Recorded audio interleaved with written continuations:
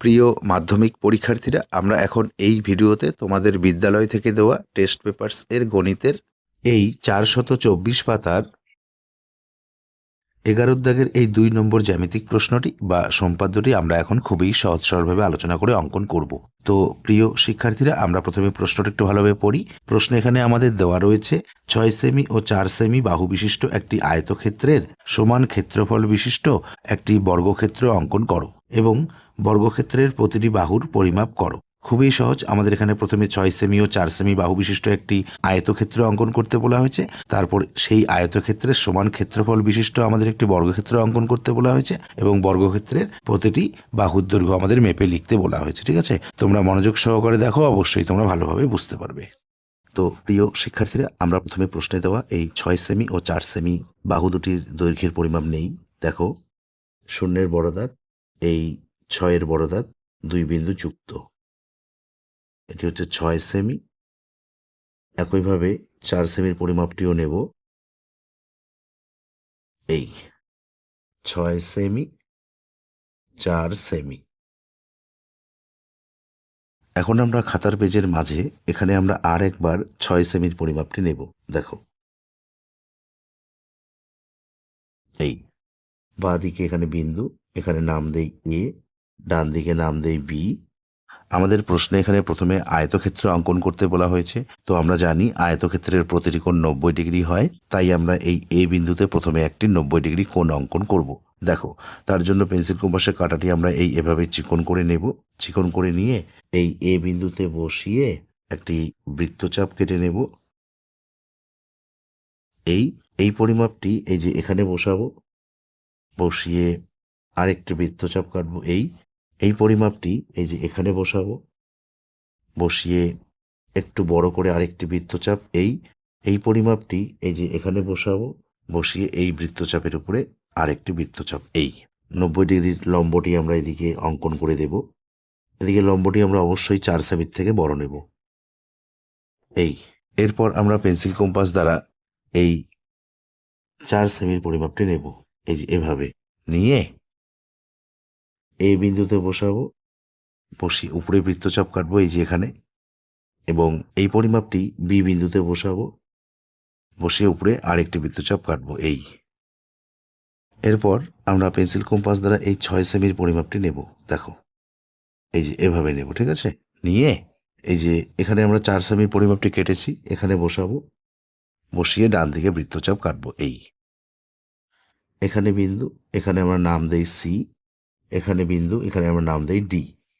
এরপর আমরা স্কেল দ্বারা এই সি আর বি যুক্ত করব। একইভাবে সি আর ডি যুক্ত করব। এটি হচ্ছে 6 সেমি, এটি 6 সেমি, এটি 4 সেমি, এটি 4 সেমি, এটি 90 ডিগ্রি। তো প্রিয় শিক্ষার্থীরা, আমরা এ বি সি ডি আয়তক্ষেত্রটি অঙ্কন করলাম। এখন আমরা এই আয়তক্ষেত্রের সমান ক্ষেত্রফল বিশিষ্ট বর্গক্ষেত্র অঙ্কন করব। তো দেখো, তার জন্য আমরা এখন এই ডিসি বাহুটিকে ডান দিকে এদিকে বাড়িয়ে দেব। ঠিক আছে, দেখো, ভালোভাবে স্কেলটি বসিয়ে মিল করে এখানে রশ্মির চিহ্ন বিন্দু করে নাম দেই এক্স। এখন আমরা পেন্সিল কম্পাস দ্বারা এই বিসি দৈর্ঘ্যের পরিমাপ নেব। দেখো, এই যে এভাবে নিতে হবে, নিয়ে কাঁটাটি সি বিন্দুতে বসিয়ে ডান দিকে বৃত্তচাপ কাটবো। এখানে বিন্দু উৎপন্ন হয়েছে, এখানে নাম দেব আমরা ই। এখন আমরা এই ডি আর ই সরল রেখাংশটিকে এখানে সমদ্বিখণ্ডিত করব। তার জন্য পেন্সিল কম্পাসের কাঁটাটি আমরা এই ই বিন্দুতে বসাবো, বসিয়ে পেন্সিল কম্পাস দ্বারা ডি আর ই সরল রেখাংশের দৈর্ঘ্যের অর্ধেকের বেশির পরিমাপ নেব। আনুমানিক এখানে অর্ধেক, তার থেকে বেশি। এই যে এভাবে নিয়ে কাঁটাটি ই বিন্দুতে বসিয়ে রেখে উপরে বৃত্তচাপ কাটব এবং নিচে বৃত্তচাপ কাটব। এই পরিমাপটি এই ডি বিন্দুতে বসাবো, বসিয়ে উপরের বৃত্তচাপের উপরে বৃত্তচাপ কাটব এবং নিচের বৃত্তচাপের উপরে বৃত্তচাপ কাটব। এখানে বিন্দু উৎপন্ন হলো, এখানে বিন্দু উৎপন্ন হলো। এই 2 বিন্দু আমরা স্কেল দ্বারা যুক্ত করে ডিই সরল রেখাংশের সমদ্বিখণ্ডকটি অঙ্কন করব। এই সমদ্বিখণ্ডকটি ডিই সরলরেখাংশকে এই যে এখানে ছেদ করলো, এখানে আমরা নাম দিই ও। এখন আমরা পেন্সিল কম্পাস দ্বারা এই ও আর ডি দৈর্ঘ্যের পরিমাপ নেব, এই যে এভাবে নিয়ে কাঁটাটি আমাদের এই ও বিন্দুতে বসা থাকবে। আমরা এই ই থেকে ডি পর্যন্ত এদিকে একটি অর্ধবৃত্ত অঙ্কন করব। দেখো এই, এখন আমরা পেন্সিল কম্পাস দ্বারা এই বিসি বাহুটিকে অর্ধবৃত্ত পর্যন্ত এদিকে বাড়িয়ে দেব। দেখো এই, এখানে বিন্দু উৎপন্ন হলো, এখানে আমরা নাম দিই এফ। এখন আমরা পেন্সিল কম্পাস দ্বারা এই সি আর এফ দৈর্ঘ্যের পরিমাপ নেব। দেখো এই যে এভাবে নেব, নিয়ে কাঁটাটি আমরা এই সি বিন্দুতে বসিয়ে রেখেছি। আমরা ডান দিকে প্রথমে বৃত্তচাপ কেটে নেব, এই যে এখানে, এবং এই পরিমাপটি এই যে এখানে বিন্দু উৎপন্ন হয়েছে এখানে বসাবো, বসিয়ে উপরে বৃত্তচাপ কেটে নেব। এই পরিমাপটি এই যে এখানে বিন্দু উৎপন্ন হয়েছে এখানে বসাবো, বসিয়ে এই বৃত্তচাপের উপরে আরেকটি বৃত্তচাপ কাটবো। এই বিন্দুর নাম দেই আমরা জি, আর এই বিন্দুর নাম দেই এইচ। এখন আমরা স্কেল দ্বারা জি আর এইচ প্রথমে যুক্ত করে দেব, এই একইভাবে জি আর এফ যুক্ত করে দেব। এই তো প্রিয় শিক্ষার্থীরা, আমরা এই যে এ বি সি ডি আয়তক্ষেত্রের সমান ক্ষেত্রফল বিশিষ্ট বর্গক্ষেত্র সি এফ জি এইচ অঙ্কন করলাম, ঠিক আছে। এখন আমরা এই চিত্রটির বা সম্পাদটির নিচে একটি লাইন ভালোভাবে সাজিয়ে লিখব। তোমরাও ভালোভাবে পরীক্ষার খাতায় লিখবে। তো এখানে আমাদের এই যে বর্গক্ষেত্রের বাহুর পরিমাপ কত তা আমাদের লিখতে বলা হয়েছে। তো আমরা স্কেল দ্বারা বাহুর পরিমাপগুলি মেপে দেখব। বাহুর পরিমাপ হয়েছে আমাদের 5 সেমি, ঠিক আছে।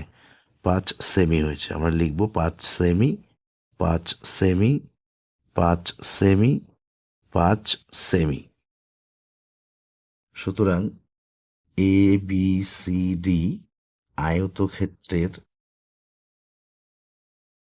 সমান ক্ষেত্রফল বিশিষ্ট বর্গক্ষেত্র সি এফ জি এইচ অঙ্কন করা হলো। বর্গক্ষেত্রের প্রতিটি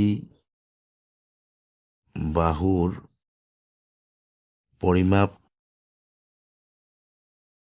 পাওয়া গেল 5 সেমি।